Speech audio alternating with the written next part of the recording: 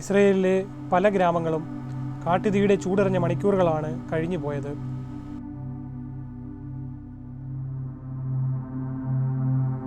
Southern ഇസ്രയേലിലെ ബാർഷിബ റീജിയണിലുള്ള ഗ്രാമങ്ങളിലെ കൃഷിയിടങ്ങളിൽ നിന്നാണ് ഇത്തവണ കാട്ടുതീ റിപ്പോർട്ട് ചെയ്യപ്പെട്ടിട്ടുള്ളത്. അന്തരീക്ഷ ഊഷ്മാവ് പൊടുന്നനെ കൂടിയതാണ് വരണ്ടുണങ്ങിയ പുൽത്തകിടിയിലേക്ക് തീ പെട്ടെന്ന് പടർന്നു പിടിക്കുവാൻ കാരണമായത് എന്നാണ് കണക്കാക്കപ്പെടുന്നത്.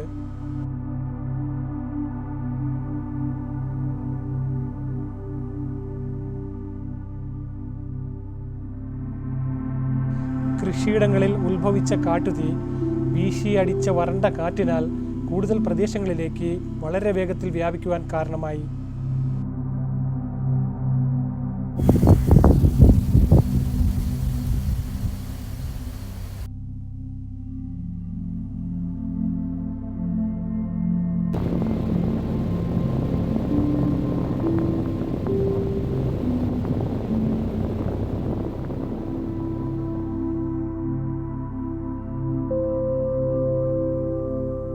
അഷ്കലോണിലെ ചില പ്രദേശങ്ങളിലും പുതിയതായി കാട്ടുതീ റിപ്പോർട്ട് ചെയ്യപ്പെട്ടിട്ടുണ്ട്.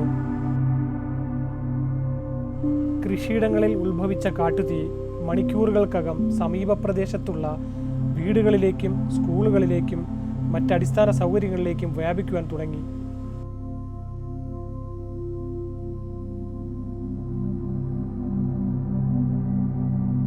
ചില പ്രദേശങ്ങളിൽ കാട്ടുതീ വളരെ വേഗത്തിൽ തന്നെ ജനവാസ മേഖലയിലേക്ക് പടർന്നു പിടിക്കുവാൻ തുടങ്ങിയത് ജനങ്ങളിൽ പരിഭ്രാന്തി പരത്തി.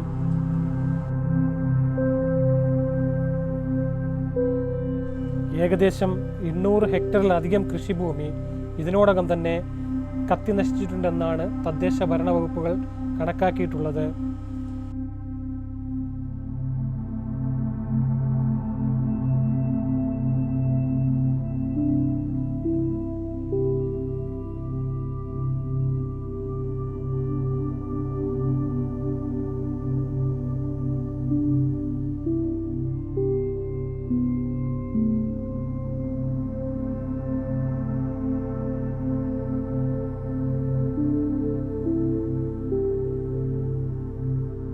റോഷ്ബീന, കാർമിൽ തുടങ്ങിയ റൂറൽ ഏരിയകളിൽ പൊടുന്നനെ ഉണ്ടായ കാട്ടുതീ വളരെ വേഗത്തിൽ തന്നെ ജനവാസ മേഖലകളിലേക്ക് പടർന്നു പിടിക്കുകയും ഏകദേശം 12,000-ലധികം പാർപ്പിട യൂണിറ്റുകൾ കത്തി നശിക്കുകയും ചെയ്തിട്ടുണ്ട്.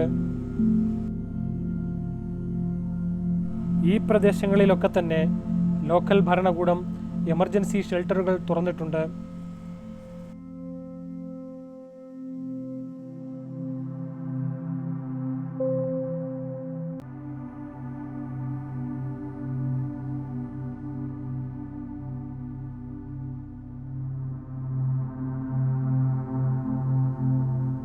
കാലാവസ്ഥാ വകുപ്പിൻ്റെ റിപ്പോർട്ടിനനുസൃതമായി മുൻകരുതലുകൾ സ്വീകരിക്കുന്നതിൽ തദ്ദേശ സ്വയംഭരണ വകുപ്പുകൾ വീഴ്ച വരുത്തിയതായി കണ്ടെത്തിയിട്ടുണ്ട്.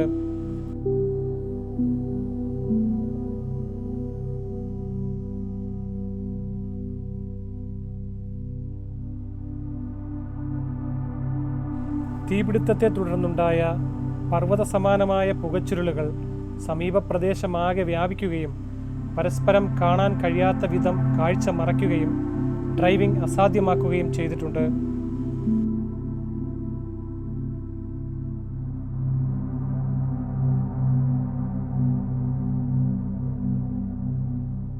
അന്തരീക്ഷത്തിലെ ഈ പുകപടലം കാരണമായി പ്രദേശത്തെ പല പ്രധാന റോഡുകളും ഇതിനോടകം തന്നെ താൽക്കാലികമായി അടച്ചിട്ടുണ്ട്.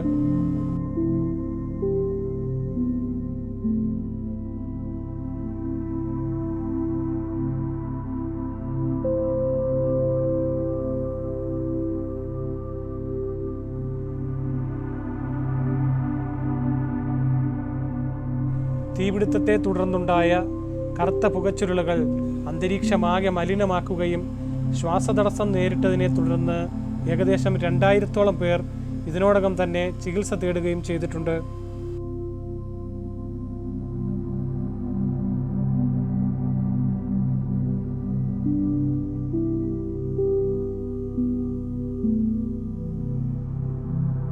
കാട്ടുതീ റിപ്പോർട്ട് ചെയ്യപ്പെട്ട പല സ്ഥലങ്ങളിലും അന്തരീക്ഷമാകെ മലിനമായത് കാരണം രക്ഷാ സംവിധാനങ്ങൾ എത്തിച്ചേരുന്നതിൽ തടസ്സം നേരിട്ടു.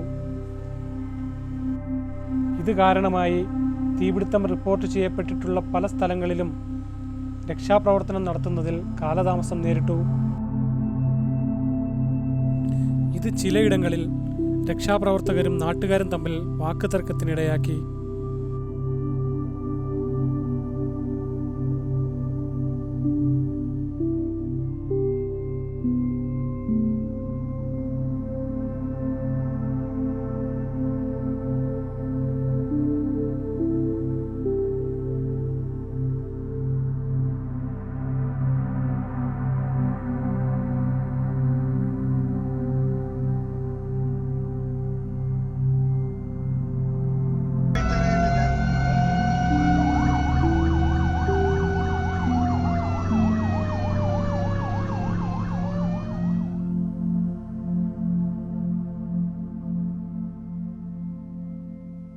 കാട്ടുതീ അടിസ്ഥാന സൗകര്യങ്ങളിലേക്ക് വ്യാപിക്കുന്നത് തടയുവാൻ സമീപ റീജിയണുകളിൽ നിന്നുള്ള അഗ്നിശമന സേനാംഗങ്ങളെ വിന്യസിച്ചിട്ടുണ്ട്.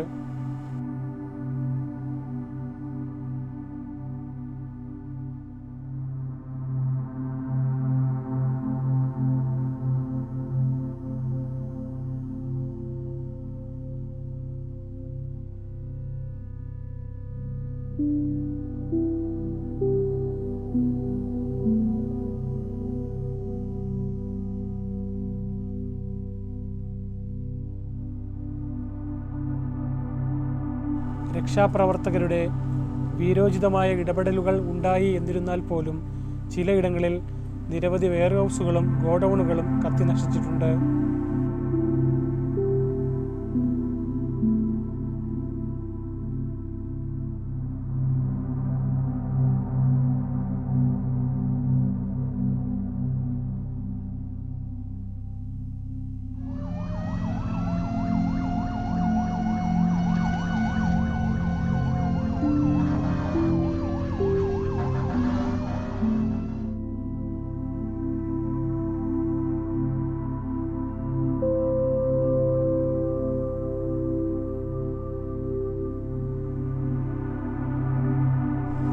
നിരവധി പ്രദേശങ്ങളിൽ നിന്നും കാട്ടുതീ റിപ്പോർട്ട് ചെയ്തതിനെ തുടർന്ന് മുൻകരുതലായി റൂറൽ ഏരിയയിൽ പല ഭാഗങ്ങളിലും ആംബുലൻസുകൾ വിന്യസിച്ചിട്ടുണ്ട്.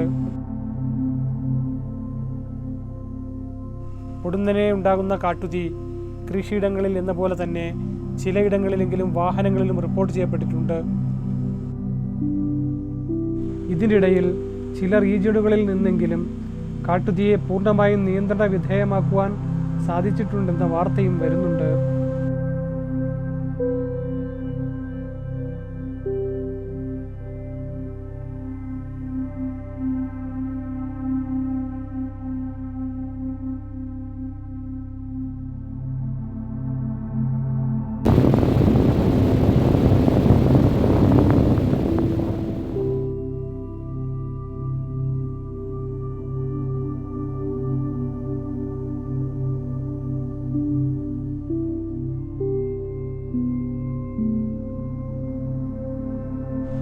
പതിവ് പോലെ തന്നെ കാട്ടുതീയുടെ ഉത്ഭവം തേടിയുള്ള അന്വേഷണം ഒരു ഭാഗത്ത് തകൃതിയായി നടക്കുന്നുമുണ്ട്.